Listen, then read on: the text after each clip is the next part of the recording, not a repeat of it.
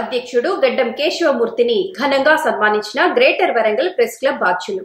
National badminton championships veteran విభాగంలో గడ్డం కేశవమూర్తి గుజరాత్, రాజస్థాన్ జట్టు క్రీడాకారులను సునాయాసంగా ఓడించారు.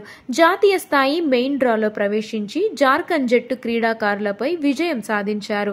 6 పదుల వయసులో మాటల్లోనే కాకుండా క్రీడల్లో కూడా అద్భుత ఫామ్తో పతకం సాధించిన గడ్డం కేశవమూర్తిని గ్రేటర్ వరంగల్ ప్రెస్ క్లబ్ అధ్యక్షులు వేముల నాగరాజు, ప్రధాన కార్యదర్శి బొల్లారం సదయ్య, అమర్లు శాలువా కప్పి జ్ఞాపిక అందించి సత్కరించారు.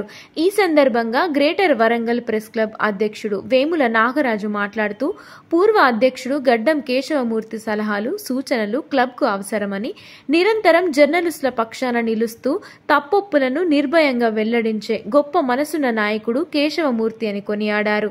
ఈ కార్యక్రమంలో ఉపాధ్యక్షులు గోకారపు శ్యామ్, బొడిగె సీను, జర్నలిస్ట్ యూనియన్ నాయకుడు అనిల్ కుమార్లు పాల్గొన్నారు.